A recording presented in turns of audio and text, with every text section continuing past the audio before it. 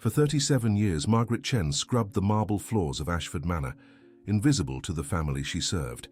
She carried a grief that never healed, mourning a daughter she was told had died at birth.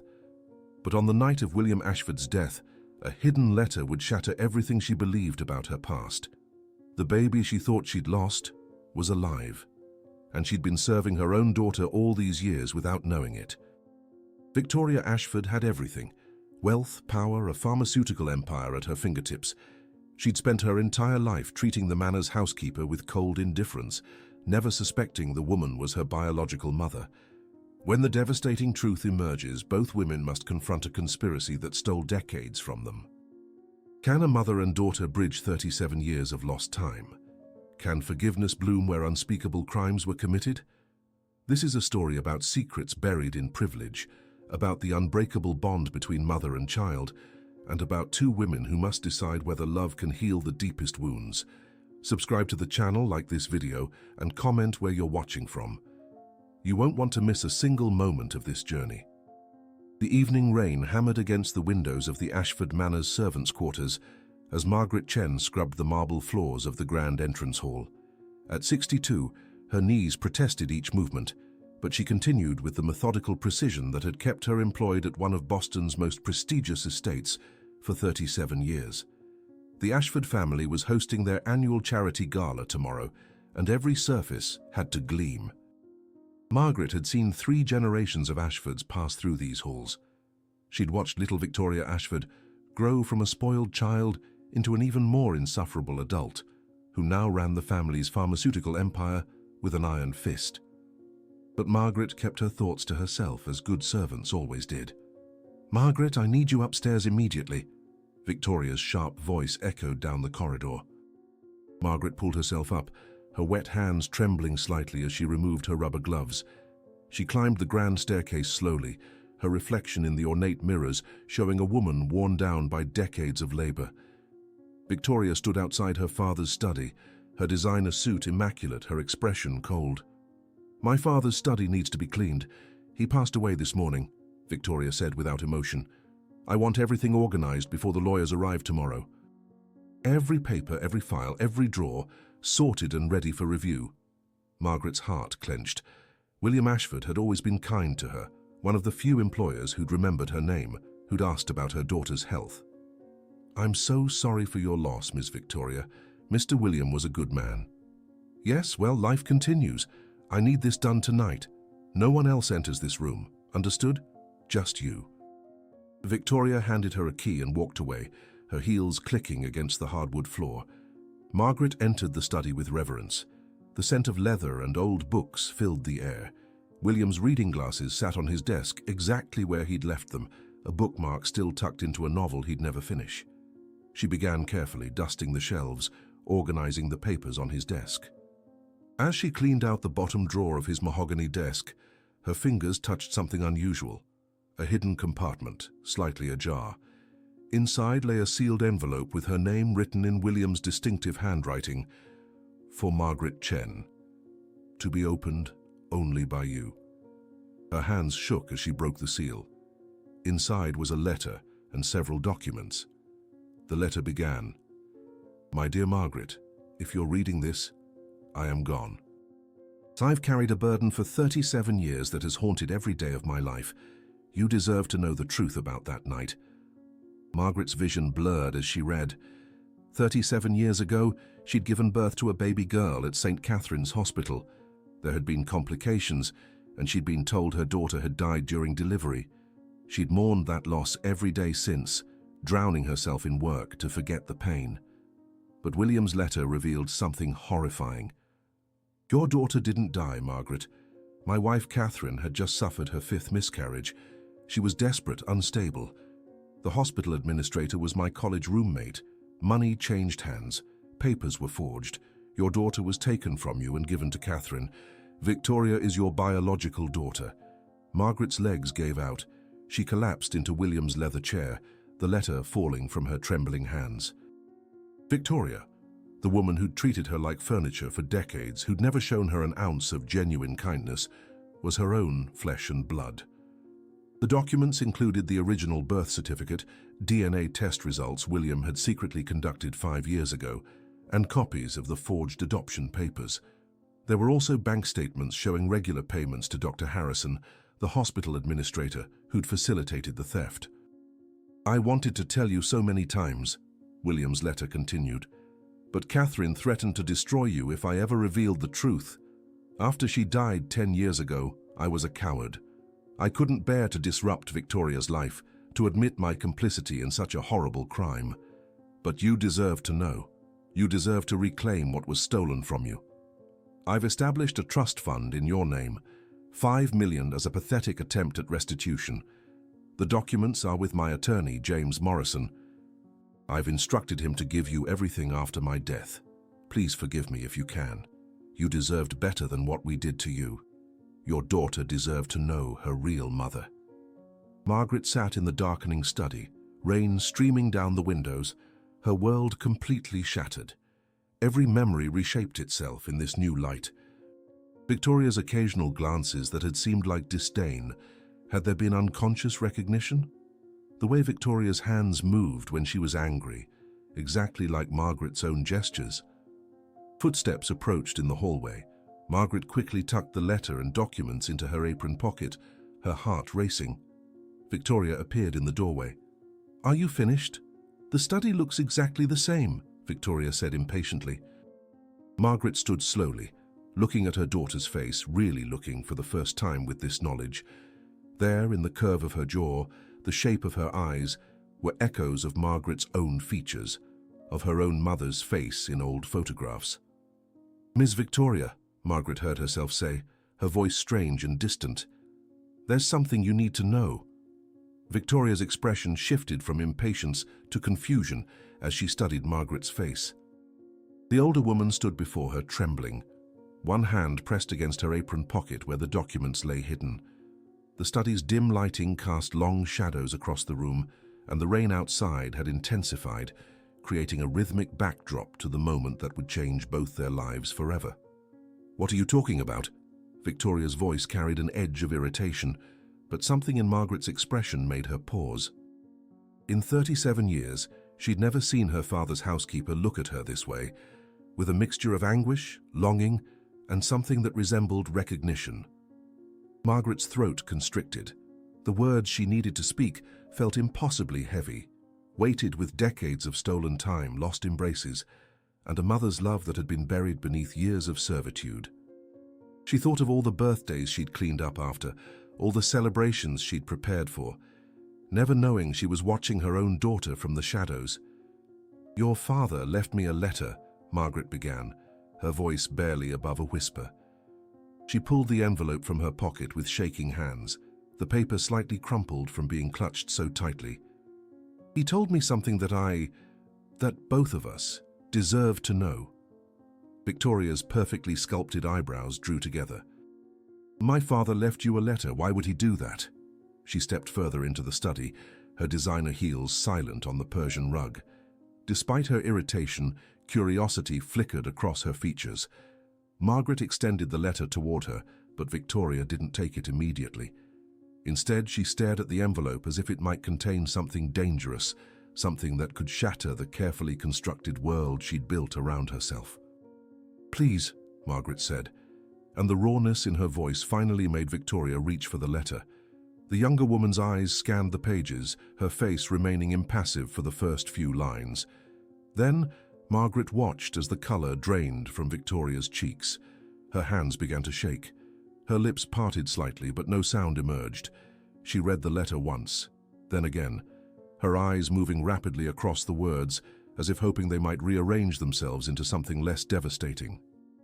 "This is insane," Victoria finally whispered. "This is absolutely insane." She looked up at Margaret, her eyes wide with something between horror and disbelief. "You're saying that that I'm your daughter," Margaret finished softly, tears streaming down her weathered cheeks. "You're my daughter. You were stolen from me 37 years ago." Victoria stumbled backward, her hand reaching for the desk to steady herself. The composed, ruthless businesswoman who commanded boardrooms and intimidated competitors looked suddenly young and vulnerable, like a child who just discovered the ground beneath her feet wasn't solid after all. "No!" Victoria shook her head vigorously. "No, this can't be true. My mother was Catherine Ashford. I remember her. I remember my childhood, my—" She stopped abruptly, her face contorting with confusion and pain. Margaret took a tentative step forward, every instinct screaming at her to embrace this woman, her child. But years of maintaining proper distance held her back. "Your father included documents, DNA tests, the original birth certificate, all the proof you need." Victoria's hands rifled through the papers with increasing desperation. Margaret watched as her daughter's world crumbled, seeing the exact moment when denial shifted into horrified acceptance. The DNA results were irrefutable. The dates matched. The birth certificate bore Margaret's name, not Catherine's. "Catherine knew," Victoria's voice cracked. "The woman I called mother my entire life knew she'd stolen someone else's child. According to your father's letter, yes, she was desperate. She'd had 5 miscarriages. She convinced him to—" Margaret's voice broke. "They paid the hospital administrator. They forged papers. They took you from me and told me you'd died." The words hung in the air between them, thick with anguish. Victoria sank into her father's chair, the same chair Margaret had collapsed into an hour earlier. She looked smaller somehow, diminished by the weight of this revelation. "I mourned you," Margaret continued, her voice thick with decades of suppressed grief. "Every single day for 37 years I mourned my baby girl. And all this time you were right here. I watched you grow up. I served you meals. I cleaned your room. I was there for every birthday, every milestone, and I never knew I was watching my own daughter." Victoria's composure finally shattered. Tears spilled down her cheeks, smearing her expensive makeup. "I treated you like—" She couldn't finish the sentence. The memories flooded back. Dismissive comments, cold orders, the casual cruelty of someone who'd never seen the servant as fully human. The shame of it crashed over her in waves. "I didn't know," Victoria whispered. "I didn't know." Margaret moved closer, her maternal instincts overriding years of trained deference. "Neither of us knew. We were both victims of their lie." "But you—" Victoria looked up, her eyes red and swollen. "All those years I was horrible to you. I treated you like you were nothing, and you were my mother, my own mother." The rain pounded against the windows, and somewhere in the manor, a clock chimed 9 times. In that study, surrounded by the possessions of the man who'd orchestrated this decades-long deception, a mother and daughter faced each other across an unbridgeable gulf of lost time. Margaret knelt beside the chair, her arthritic knees protesting, but she didn't care. She looked into Victoria's eyes, her own eyes, she could see it now, and spoke with gentle firmness. "What matters now is what we do next. We can't change the past, but we have a choice about the future." Victoria stared at her, this woman she'd known her entire life but never truly seen, and asked the question that would determine everything. "Can you ever forgive me? Can you ever forgive any of us?" Margaret remained kneeling beside the chair, her worn hands resting on the armrest, inches away from touching her daughter but not quite daring to bridge that final distance. Victoria's question hung in the air between them like a fragile thread. "Can you ever forgive me?" The weight of it pressed against Margaret's chest, making it difficult to breathe.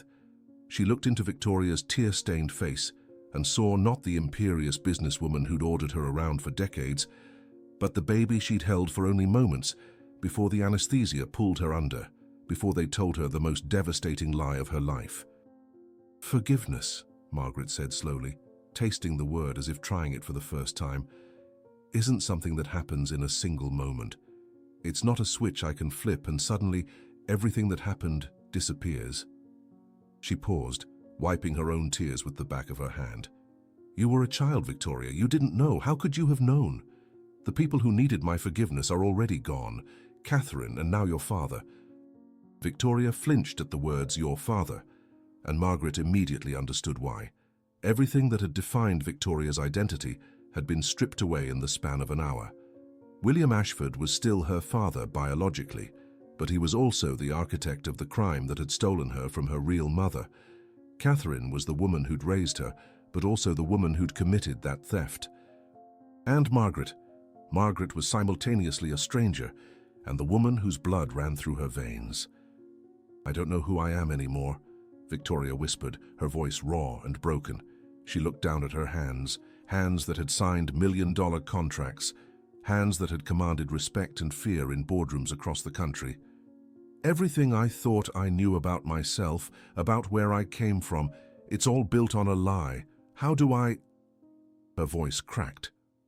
"How do I reconcile that the woman I mourned 10 years ago, the woman whose death nearly destroyed me, was capable of something so monstrous?" Margaret finally allowed herself to reach out, placing her weathered hand over Victoria's perfectly manicured one. The contrast was stark. Decades of harsh cleaning chemicals and manual labor versus expensive hand creams and weekly manicures, yet they were mother and daughter. The simple touch sent a jolt through both women, a recognition that went deeper than conscious thought. "Catherine loved you," Margaret said, and speaking those words cost her more than Victoria could possibly understand. "I've watched you grieve for her. I've seen the photos on your desk, the way you visit her grave every month. Whatever else she was, whatever terrible thing she did, she loved you as her daughter. That love was real, even if the circumstances of how she became your mother were wrong." Victoria looked up sharply. "How can you say that? How can you defend her after what she did to you? She stole your child. She stole your entire life." "Because," Margaret said firmly, squeezing Victoria's hand, "I need you to understand that you were loved, that you weren't just some transaction or stolen property. You were raised by someone who wanted you desperately, even if she went about getting you in the most horrible way imaginable. I need you to know that because I can see the guilt eating you alive, and that guilt isn't yours to carry." The words broke something open in Victoria. She pulled her hand away and stood abruptly, pacing to the window where rain still streaked down the glass. Her reflection looked ghostly, unfamiliar. "But I am guilty," she said. "Maybe not of the original crime, but of every cruel word I ever said to you, every dismissive glance, every time I treated you as less than human. I did that. Not Catherine, not my father, me." Margaret pushed herself to her feet with effort, her knees protesting loudly. She walked to stand beside Victoria at the window, both women staring out at the storm-darkened grounds of the estate. "You treated me the way you were taught to treat servants. The way this world, this privileged bubble you were raised in, taught you to see people like me. Does that excuse it? No. But it explains it." "I should have been better," Victoria insisted. "I should have seen you, really seen you." "And now you do," Margaret said softly. "The question isn't whether you can change the past 37 years. The question is what we do with however many years we have left." Victoria turned to face her fully. Mascara streaked down her cheeks, her professional veneer completely shattered. "What do you want from me? Money? The trust fund my father left you is already yours. The house, I'll sign it over. Whatever you want, whatever can possibly begin to make this right." "I don't want your money," Margaret interrupted gently, "or your house, or your guilt." She took a deep breath, preparing to voice the deepest longing of her heart. "I want to know my daughter. I want to learn who you really are beneath the armor you wear. I want to tell you about your grandmother, about my side of the family, about the people whose blood runs in your veins.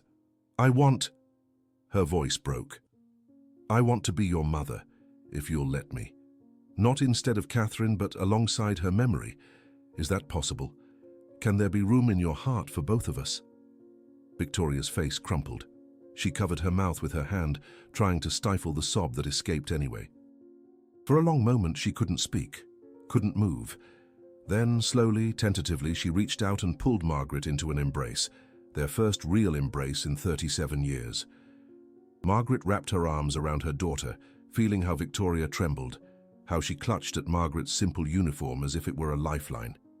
The older woman stroked Victoria's hair, making soft, soothing sounds, all the maternal comfort she'd been denied the chance to give flooding out in this single moment. "I'm sorry," Victoria kept repeating against Margaret's shoulder. "I'm so sorry." "I know, sweetheart," Margaret whispered. I know you are. They stood there as the storm raged outside, two women who'd spent decades in the same house as strangers, finally holding each other as mother and daughter. The road ahead would be complicated, filled with difficult conversations and painful revelations. But in that moment, wrapped in each other's arms, they took the first fragile step toward healing. The embrace lasted until both women's tears had subsided into quiet sniffles, until the storm outside had softened to a gentle drizzle, until the grandfather clock in the hallway chimed 10 times. When they finally pulled apart, Victoria's makeup was completely ruined, and Margaret's uniform was damp with her daughter's tears. They looked at each other with new eyes, seeing past the roles they'd played for so long to the actual people beneath. "We should sit down," Margaret said gently, gesturing to the leather sofa near the fireplace. "There's more in your father's letter. Things about Dr. Harrison, the man who facilitated everything. Things you need to know." Victoria nodded numbly and moved to the sofa, her movements mechanical. Margaret settled beside her, maintaining a careful distance that respected the fragility of this new connection between them. She retrieved the documents from her apron pocket again, spreading them out on the coffee table with deliberate care. "Your father wrote that Dr. Harrison received payments for 37 years, Margaret explained, pointing to the bank statements. $2,000 a month, every month until your father's death. Harsh money to keep him silent about what they'd done." Victoria leaned forward, her business instincts kicking in despite her emotional turmoil. She studied the statements with the sharp eye that had made her a formidable CEO. "That's nearly $900,000 over the years," she calculated quickly. "And Harrison is still alive?" "According to this, yes. He retired from St. Catherine's Hospital 15 years ago, but your father continued the payments." Margaret's voice hardened with anger she'd been suppressing. "He's been living comfortably on blood money, while I scrubbed floors and mourned a child who was alive all along." Something shifted in Victoria's expression. The grief and confusion that had dominated her features began to mix with something else, a cold, calculating fury that Margaret recognized from watching her daughter conduct business over the years. Victoria pulled out her phone with trembling fingers. "What are you doing?" Margaret asked. "Calling my lawyer," Victoria said, her voice taking on the commanding tone she used in boardrooms. "If Harrison accepted payments to cover up a crime, he's complicit in kidnapping, fraud, falsification of legal documents. The statute of limitations might protect him from criminal charges, but civil liability is different. We can—" "Victoria, stop." Margaret placed her hand over the phone, forcing her daughter to look at her. "Is that really what you want? To turn this into a legal battle? To drag everything through the courts where it becomes public record?" Victoria's jaw clenched. "He deserves to be held accountable. They all do. My father, Catherine, Harrison, they destroyed your life and built mine on that destruction. There have to be consequences. Your father is dead. Catherine is dead. Harrison is an old man, probably in his 80s by now." Margaret's voice was weary.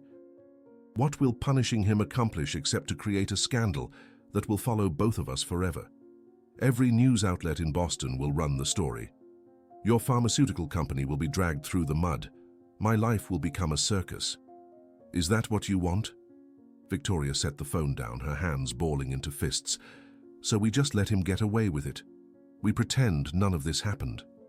"No," Margaret said firmly. "We confront him. We get answers. But we do it privately, on our terms. Then we decide together what justice looks like for us." The word "together" seemed to calm Victoria slightly. She nodded slowly, processing this new reality where decisions weren't made unilaterally, but in consultation with someone else, with her mother. "When?" "Tomorrow," Margaret said. "After the lawyers come, after you've handled your father's estate. We'll go to Harrison's house together." Victoria looked at her, surprise evident in her features. "You want to come with me?" "He stole my daughter," Margaret said quietly. "I deserve to look him in the eye and hear him explain why." They sat in silence for a moment, the weight of the coming confrontation settling over them. Then Victoria spoke, her voice small and uncertain in a way Margaret had never heard before. "Will you tell me about that day, the day I was born?" Margaret's breath caught in her throat. She'd avoided thinking about that day for decades, the memories too painful to examine. But now, with Victoria looking at her with desperate need in her eyes, she found the courage to speak. "It was raining just like tonight," Margaret began, her voice distant as she traveled back through time. "I was alone. Your biological father, my ex-husband, had left me 6 months earlier when he found out I was pregnant. He didn't want children, didn't want the responsibility. I was working 2 jobs trying to save money, terrified but also so excited to meet you." Victoria listened intently, her eyes never leaving Margaret's face. "The labor was difficult. 23 hours. I remember the pain, but I also remember thinking it would all be worth it when I finally held you, and then," Margaret's voice cracked, "then they placed you in my arms for just a moment. You were so tiny, so perfect. You had this full head of dark hair, and when you opened your eyes they were deep blue. You made this little sound, not quite a cry, more like a question. I remember thinking you were asking me who I was, and I whispered, 'I'm your mama, and I love you.'" Tears streamed down both women's faces as Margaret continued. "Then something went wrong. I started hemorrhaging. The doctors rushed you away, and I was terrified I wouldn't get to see you again. When I woke up, they told me you hadn't made it, that you'd had breathing problems, that they'd done everything they could. I begged to see you, to hold you one more time, but they said it was better if I didn't, that it would only make the grief worse. I believed them, I trusted them, and all along you were in the nursery, alive and perfect, while Catherine Ashford was signing papers that said you were hers." Victoria made a sound halfway between a sob and a gasp. She reached out and took Margaret's hand, squeezing it tightly. I can't imagine the pain you went through." 37 years, Margaret whispered. 37 years of carrying that grief, of wondering what you would have looked like, who you would have become. And you were here all along. I served you your first solid food. I was there when you learned to walk. I saw you fall in the garden and scraped your knee. I helped Catherine plan your birthday parties. I watched you grow up, and some part of me always felt this strange connection to you that I could never explain. Do you think—" She hesitated. "Do you think some part of you always knew?" Victoria thought about it, really thought about it. She remembered strange dreams she'd had as a child, a recurring feeling of incompleteness she could never name. She remembered watching Margaret work and feeling an inexplicable sadness that she'd always attributed to guilt about class privilege. "Maybe," Victoria said softly, "maybe some part of me always recognized you. Maybe that's why I—" She stopped, shame coloring her features again. "Why you what?" Margaret prompted gently. "Why I was always so harsh with you specifically," Victoria admitted. "The other staff members I treated with indifference, but with you there was always this edge, this need to maintain distance. Maybe I was fighting against something I felt but couldn't understand." Margaret squeezed her daughter's hand. "Or maybe you were just young and privileged and thoughtless, like many people are. We can't rewrite history with mystical connections. We can only deal with what's real, what's now." "What's real," Victoria repeated, "is that I have a mother I never knew, and she has a daughter she thought was dead. What's real is that tomorrow we're going to confront the man who helped make that happen. What's real is that I don't know how to be your daughter, and you don't know how to be my mother, and we have to figure it out as we go." The morning arrived with deceptive tranquility. Sunlight streamed through the windows of Ashford Manor, as if the storm from the previous night had never happened. But inside the house, everything had changed. Margaret had barely slept, lying in her small room in the servants' quarters, staring at the ceiling and replaying every interaction she'd ever had with Victoria through the lens of this new reality. Each memory was both painful and precious, moments with her daughter that she'd experienced without knowing the truth. Victoria hadn't slept at all. She'd spent the entire night in her father's study, surrounded by his belongings, trying to reconcile the man she'd loved and respected with the man who'd committed such an unforgivable act. She'd found more documents, more evidence of the carefully constructed lie that had shaped her entire existence. By the time dawn broke, she'd made a decision about what needed to happen next. At 9 in the morning, Victoria's lawyer, James Morrison, arrived as scheduled to read William's will. The reading took place in the formal dining room, with Margaret present at Victoria's insistence. The other staff members whispered among themselves, confused by the housekeeper's sudden elevation to a position of apparent importance. When Morrison revealed the $5 million trust fund left to Margaret Chen, the whispers turned to gasps of shock. "There's also a sealed letter for Ms. Chen," Morrison said, sliding an envelope across the polished table. "Mr. Ashford insisted it only be opened after the will was read. In your presence, Ms. Ashford." Margaret's hands trembled as she opened it. The letter was brief. "Margaret, by now you know everything. I've left instructions with Morrison about Dr. Harrison's current address and circumstances. He lives alone in a cottage in Salem. I've enclosed a key to a safety deposit box that contains additional evidence about what happened, recordings, original documents, everything you might need.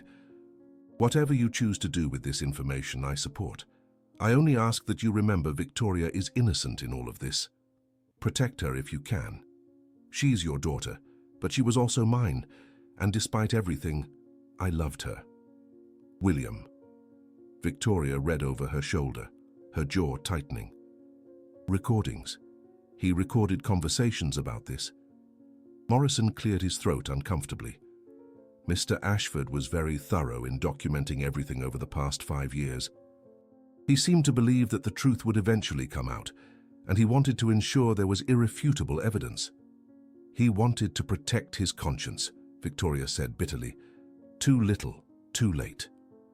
2 hours later, Margaret and Victoria sat in Victoria's Mercedes, driving toward Salem. The address Morrison had provided led them to a modest cottage overlooking the ocean, a stark contrast to the opulence of Ashford Manor. The house was weathered but well maintained, with a small garden showing signs of careful tending. "Are you ready for this?" Victoria asked, her hands gripping the steering wheel so tightly her knuckles had turned white. Margaret stared at the cottage where Dr. Harrison lived out his comfortable retirement, funded by decades of hush money. "I've been ready for 37 years, even though I didn't know it." They walked to the front door together, their steps synchronized. Victoria rang the doorbell, and they heard slow, shuffling footsteps approaching. The door opened to reveal an elderly man in his early 80s, thin and frail, with wispy white hair and thick glasses. His eyes widened in recognition when he saw Victoria. "Ms. Ashford," he stammered, I heard about your father, my condolences." "Dr. Harrison," Victoria's voice was ice, "I think you know why we're here." Harrison's gaze shifted to Margaret, and she watched the color drain from his already pale face. His hand trembled on the doorknob. You're Margaret Chen?" "Yes," Margaret said, her voice steady despite the rage boiling in her chest.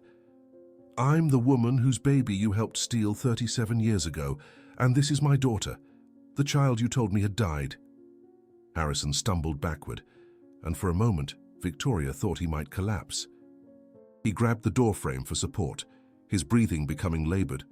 Despite her anger, Victoria's medical instincts kicked in. "Do you need to sit down? Should I call someone?" "No," Harrison whispered. "No, please, just come in. You deserve answers. You deserve that much, at least." They followed him into a modest living room filled with old furniture and fading photographs. Harrison lowered himself into an armchair with difficulty, and Margaret and Victoria sat on the sofa across from him. The silence stretched between them, heavy with decades of deceit. "I've been waiting for this day," Harrison finally said, his voice quavering. "Every time the phone rang, every knock on the door, I thought it might be the police, or lawyers, or—" He looked at Margaret with rheumy eyes. "Or you. I've been waiting for you to come." "Then start talking," Victoria commanded. "Tell us exactly what happened. All of it." Harrison's hands shook as he began. "William Ashford and I were roommates at Harvard, best friends for 4 years. After graduation, I went to medical school and he went into business. We stayed close. When I became the administrator at St. Catherine's, he was so proud.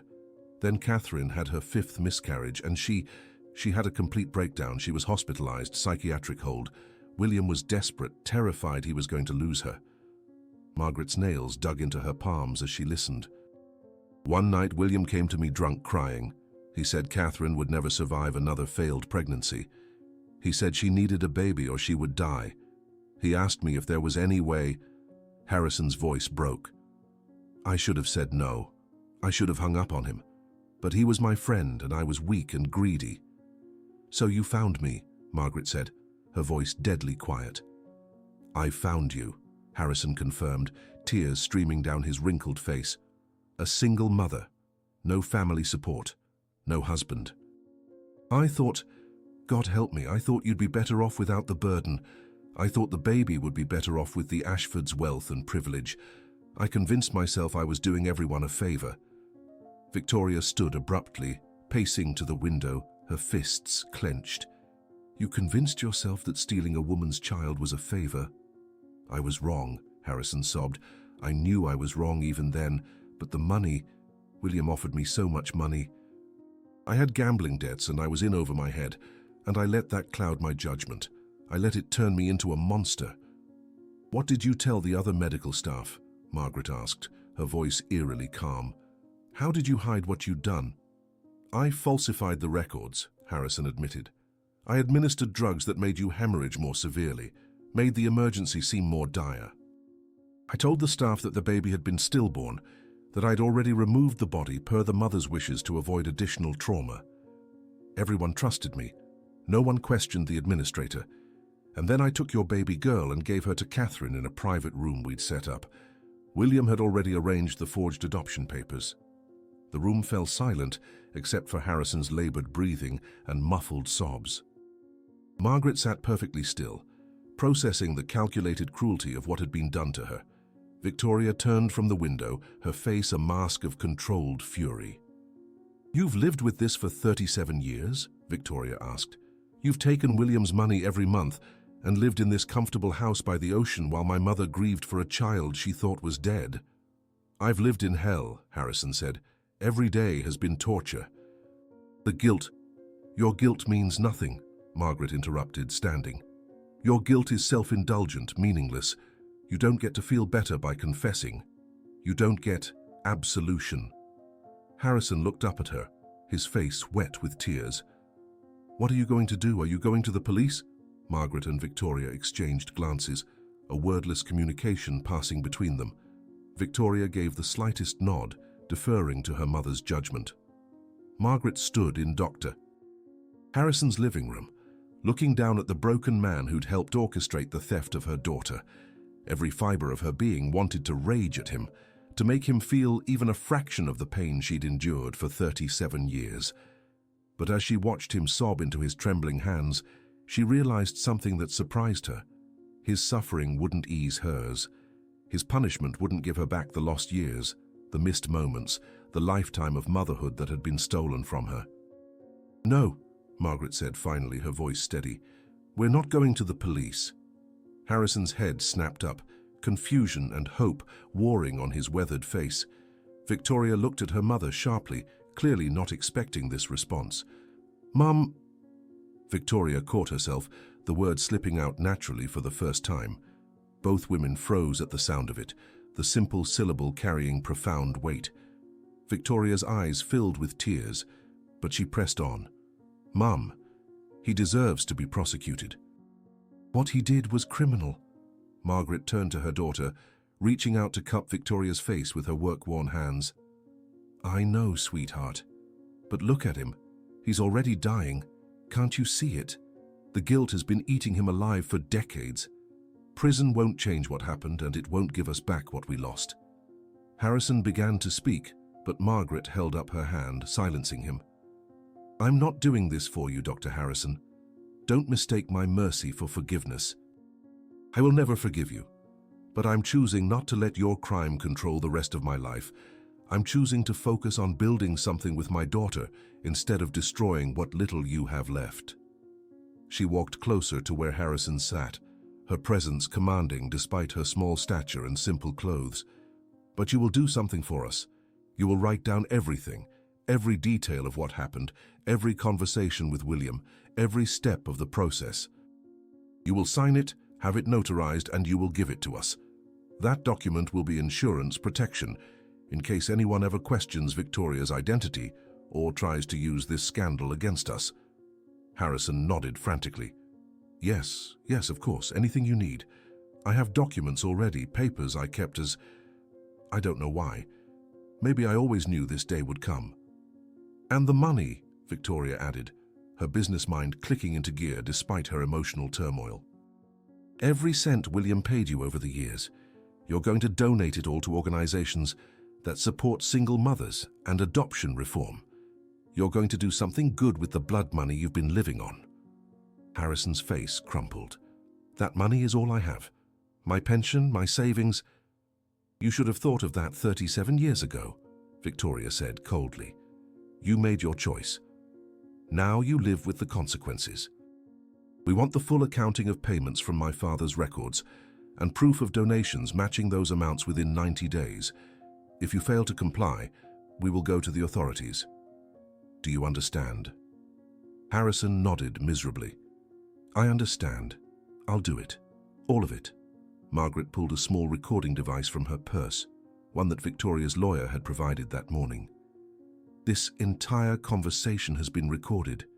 Your confession, your agreement to our terms. If you deviate from what we've discussed, this recording goes to the police and every major news outlet in Boston. Are we clear? The old man's face went even paler. You recorded me without my knowledge. Massachusetts is a one-party consent state, Victoria said with grim satisfaction. Everything we've done is completely legal, unlike what you did to my mother. They left Harrison's cottage 20 minutes later, after he'd retrieved a box of documents from his bedroom safe, original papers from the hospital, handwritten notes from his conversations with William, even photographs of the forged adoption papers. Margaret clutched the box to her chest as they walked back to the car, the weight of the evidence feeling both heavy and liberating. Neither woman spoke until they were halfway back to Boston. Finally, Victoria broke the silence. You called me sweetheart, and I called you... She couldn't finish the sentence, her voice thick with emotion. Mom, Margaret completed softly. You called me Mom. Victoria pulled the car over to the shoulder of the highway, her hands shaking too badly to drive safely. She turned to Margaret, tears streaming freely down her face. I don't know how to do this. I don't know how to have a mother. Catherine, she was difficult, demanding, sometimes cold, but she was my mother for 37 years. How do I make room for you without betraying her memory? How do I reconcile loving the woman who raised me with knowing what she did to you? Margaret unbuckled her seatbelt and shifted closer, taking Victoria's hands in hers. You don't have to choose between us. Catherine was your mother in every way that mattered. She fed you, raised you, loved you. That was real. The fact that she came by you through terrible means doesn't erase the reality of your childhood or your love for her. But it taints it, Victoria whispered. Every memory I have is now colored by this knowledge. Every birthday party she threw, every accomplishment she celebrated. I can't help but think about you cleaning up after those parties, watching from the sidelines, not knowing you were watching your own daughter's life unfold without you. Then we make new memories, Margaret said firmly. We can't change the past, but we have now. We have whatever time we have left to build something real between us, not instead of what you had with Catherine, but alongside it. I'm not trying to replace her. I'm just trying to finally be the mother I was never allowed to be. Victoria threw her arms around Margaret, sobbing against her shoulder, the way she probably hadn't cried since she was a child. I'm so angry at them. I'm so angry at all of them, my father, Catherine, Harrison. And I'm angry at myself for not seeing you, for not somehow knowing. Let yourself be angry, Margaret soothed, stroking her daughter's hair. Anger is normal. Grief is normal. We're grieving the life we should have had while trying to figure out how to build the life we have now. It's going to be messy and complicated and hard, but we're going to do it together. They stayed on the side of the highway for a long time, mother and daughter finally holding each other the way they should have been able to for the past 37 years. Cars whooshed past, but inside that Mercedes, time seemed to stand still. When they finally pulled apart, both women's faces were blotchy and tear-stained, but something had shifted between them. The connection was still fragile, still new, but it was growing stronger. "What do we do now?" Victoria asked, wiping her eyes with the back of her hand. "Do we tell people? The staff at the house, my business associates, the board of directors?" Margaret considered this carefully. "What do you want to do?" "I'll follow your lead on this. You have more at stake, your company, your reputation." "My reputation was built on a lie," Victoria said bitterly. "Everything I am, everything I've accomplished, it's all connected to the Ashford name and the Ashford fortune. If this comes out, people will say I never deserved any of it." "But you did deserve it," Margaret insisted. "You earned your success through your own intelligence and hard work. The circumstances of your birth don't change that. But Victoria, we need to tell the truth. Not to the world necessarily, but to the people who matter. The staff at the house deserves to know why our relationship is changing. Your close friends, your board, they should hear it from you before someone else digs it up." Victoria nodded slowly, the businesswoman in her recognizing the wisdom of controlling the narrative. "We'll tell them together. I'm not ashamed of you, Mom. I'm ashamed of how I treated you, but I'm not ashamed that you're my mother." The word Mom came more easily this time, and Margaret felt her heart swell with a joy she'd thought she'd never experience. "Then we'll face this together. Everything from now on, we face together." 3 weeks had passed since the confrontation with Dr. Harrison, and Ashford Manor felt like a completely different place. The changes weren't physical. The same expensive furniture filled the rooms, the same artwork hung on the walls, but the atmosphere had transformed entirely. Margaret no longer lived in the servants' quarters. Victoria had insisted she move into one of the guest suites on the second floor, a beautiful room with bay windows overlooking the gardens and an ensuite bathroom larger than Margaret's entire former living space. The transition had been awkward at first. Margaret felt uncomfortable being served breakfast by people who'd been her colleagues just weeks ago. She couldn't shake the habit of wanting to help with the cleaning, to pitch in with the cooking. But Victoria had been patient, gently reminding her that she deserved to rest after decades of service, that accepting care wasn't a weakness or a betrayal of who she'd been. The staff had been told the truth in a meeting Victoria conducted with characteristic directness. She'd gathered everyone in the main drawing room and explained, with Margaret standing beside her, that Margaret Chen was her biological mother, that she'd been stolen from her at birth through a conspiracy involving William and Catherine Ashford. The reactions had varied wildly. Some staff members cried, others stood in stunned silence. Mrs. Patterson, the head cook who'd worked alongside Margaret for 20 years, had embraced her friend with fierce protectiveness, whispering apologies for every time she hadn't defended Margaret against Victoria's harsh treatment. The news had spread through Boston's elite social circles with predictable speed. Victoria's phone had been inundated with calls from board members, business associates, and society acquaintances, some offering support, others clearly fishing for gossip. She'd handled each call with cool professionalism, neither hiding from the truth nor offering more information than necessary. To her surprise and Margaret's relief, the response from the business community had been largely supportive.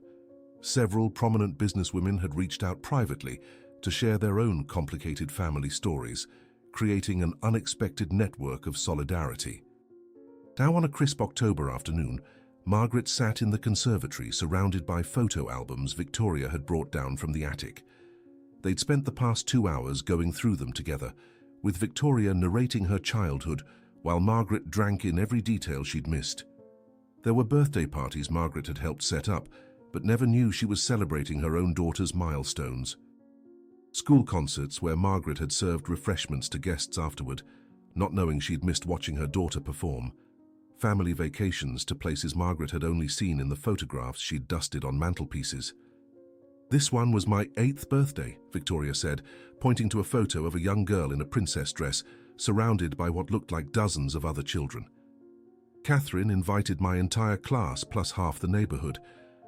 It was excessive, even by Ashford standards. I remember feeling overwhelmed by all the attention."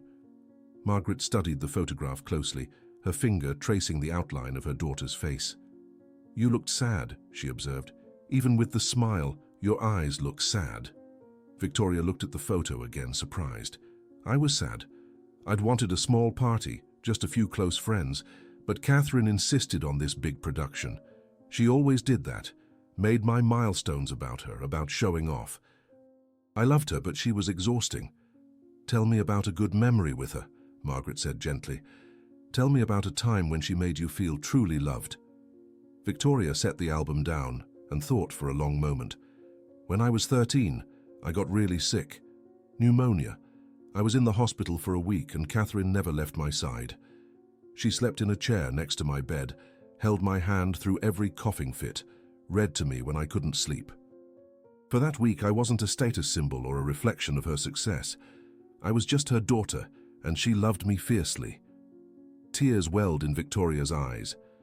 That's the Catherine I choose to remember, even knowing what I know now. Margaret reached over and squeezed her daughter's hand. Then that's the Catherine we'll both remember. The woman who loved you, even if she came by you the wrong way. They continued through the albums, Margaret asking questions about each photo, each memory. Victoria found herself sharing stories she hadn't thought about in years. The time she'd broken her arm falling out of a tree in the garden, how Catherine had painted her cast with elaborate flowers. The year she'd failed to make the debate team, and William had taken her out for ice cream and told her that failure was just education in disguise. The complicated, flawed people who'd raised her, who'd loved her despite, or perhaps because of, the crime they'd committed to make her theirs. As the afternoon sun began to slant through the conservatory windows, Victoria pulled out a smaller album she'd been hesitant to share. "These are from college," she said. "Harvard, like my father, like I thought was my father." Margaret took the album carefully, opening it to reveal photos of a young Victoria, confident and ambitious, surrounded by friends. There were pictures from parties, study sessions, graduation day.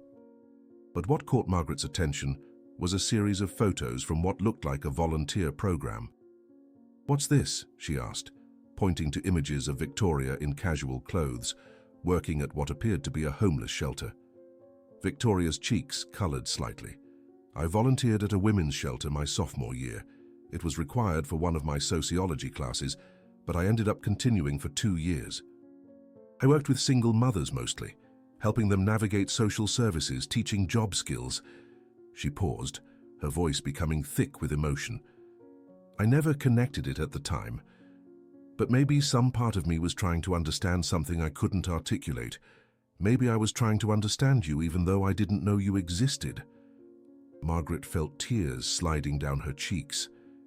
"You were trying to help women like me, women who'd been failed by the system. Women who were stronger than anyone gave them credit for," Victoria corrected. "I met mothers who worked 3 jobs to keep their kids fed, women who'd escaped abuse and were rebuilding their lives from nothing. They reminded me of—" She stopped, looking at Margaret with new understanding. "They reminded me of you. The way you worked so hard, never complained, always maintained your dignity, no matter how I treated you. I see it now. You were one of them, a woman who survived impossible circumstances and kept going." Margaret pulled Victoria into an embrace, both women crying softly. "I'm so proud of you," Margaret whispered, "not because of your business success or your wealth, but because despite being raised with privilege, you still developed compassion. Catherine and William may have stolen you from me, but they did raise you to have a good heart, even if you forgot how to use it for a while." They sat together as the sun set, painting the conservatory in shades of gold and amber. Margaret told Victoria about her own childhood, growing up poor in Chinatown, how her parents had immigrated from China with nothing and built a small restaurant that barely kept them afloat. She talked about her dreams of becoming a nurse, dreams that had died when she'd gotten pregnant and her ex-husband had left. She shared the loneliness of the past 37 years, working in a house full of people, but always feeling fundamentally alone. Victoria listened to every word, asking questions, filling in the gaps of a family history she'd never known existed. She learned she had grandparents she'd never met, who died thinking their daughter's baby had been stillborn. She learned about aunts and uncles and cousins scattered across the country, a whole branch of family that had been denied to her. "I want to meet them," Victoria said suddenly. "Your family, our family, can we do that?" Margaret's face lit up with joy mixed with apprehension. "They don't know yet. I haven't told them about you. I wasn't sure if you'd want... I want to know where I come from, Victoria interrupted. All of where I come from. The Ashford side and the Chen side. Will you introduce me? Yes, Margaret said, her voice breaking with emotion. Yes, we'll go visit them. But Victoria, you need to understand they're not wealthy. They're working-class people.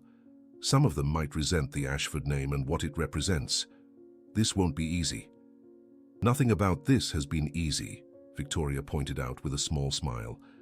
But it's real. For the first time in my life, everything feels real instead of performative. I'd rather have difficult truth than comfortable lies.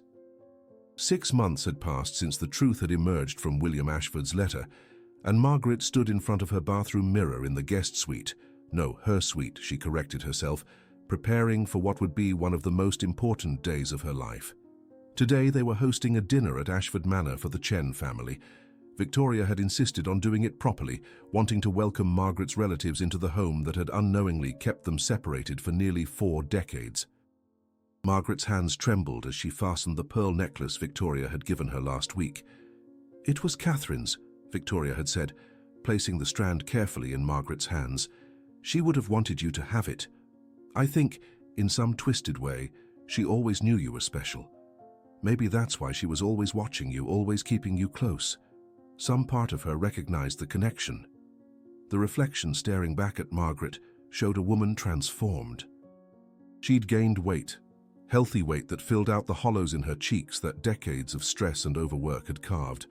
Her hair, which she'd always kept in a severe bun, now fell in soft waves around her shoulders, professionally styled at Victoria's insistence.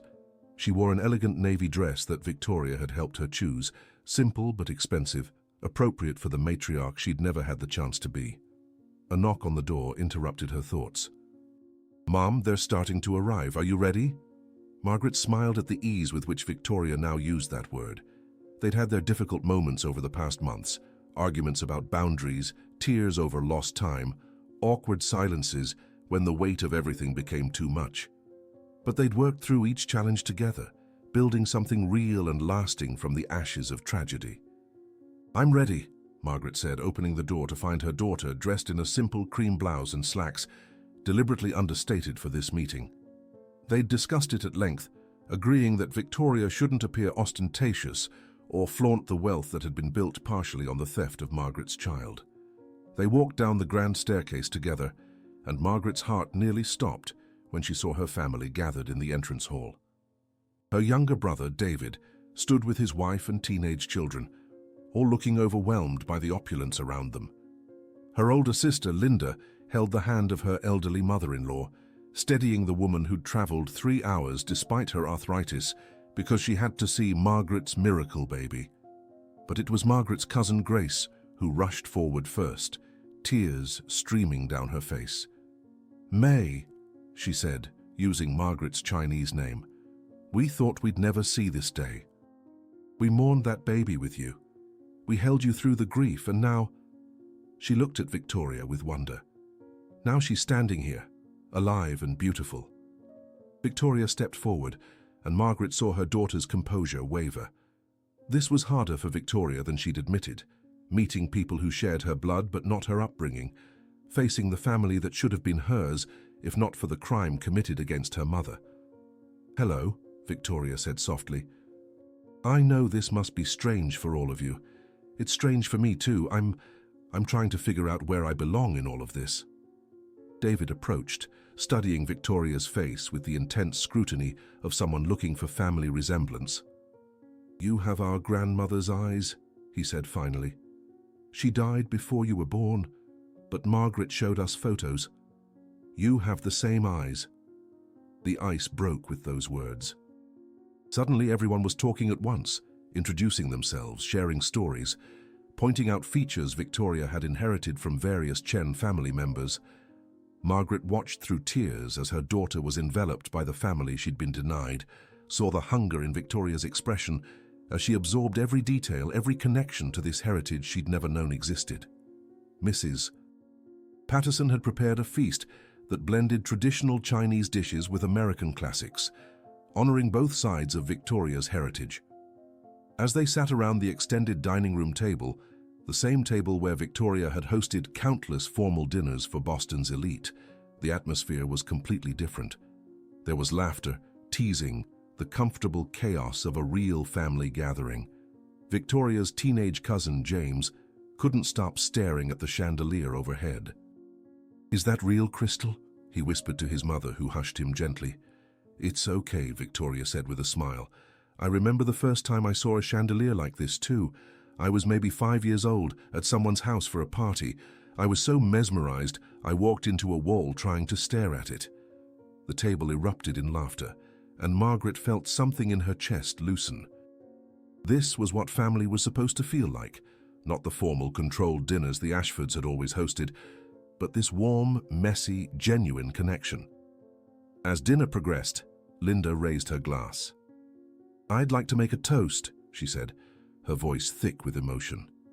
37 years ago, our family suffered a terrible loss. Or so we thought. We grieved for a baby we believed had died, and we watched our Margaret carry that grief every single day. But she never stopped being strong. She never stopped working hard, never stopped maintaining her dignity. Linda's eyes filled with tears. And now, through a miracle we don't fully understand, we have Victoria here with us.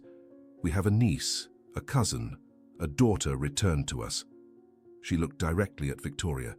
"You were raised in a world of privilege and wealth that most of us can only imagine. You could have rejected us, been ashamed of your working-class roots. But you're here, and you're trying, and that takes courage. Welcome to the Chen family, Victoria. Welcome home." Victoria stood, her own glass raised, her voice breaking. "I don't deserve your welcome. I spent 37 years with everything while my mother scrubbed floors, and my family wondered what might have been. I can never make that right. But I promise you this, I will honor the Chen family name. I will use the resources I have to help people like us, people who work hard and deserve better. And I will spend the rest of my life trying to be worthy of the mother who never gave up, even when she had every reason to." She turned to Margaret, tears streaming freely. "Mom, you could have been bitter. You could have hated me for the life I had while you suffered. Instead, you showed me grace and forgiveness and unconditional love. You taught me what it really means to be strong. Everything good in me, everything worth keeping, exists because somewhere deep inside I was always your daughter. I just didn't know it yet." Margaret stood and embraced Victoria as the entire table erupted in applause and tears. David pulled out his phone and captured the moment. Mother and daughter finally united, surrounded by the family that had always been waiting to embrace them both.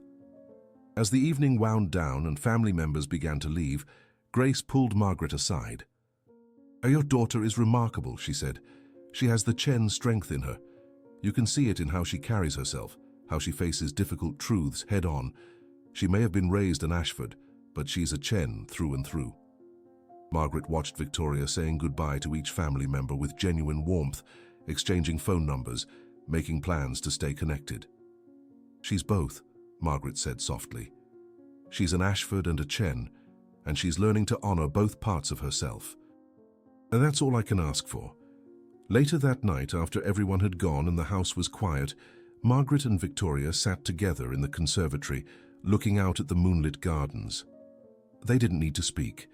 The silence between them was comfortable, filled with the peace of people who'd finally found their way home.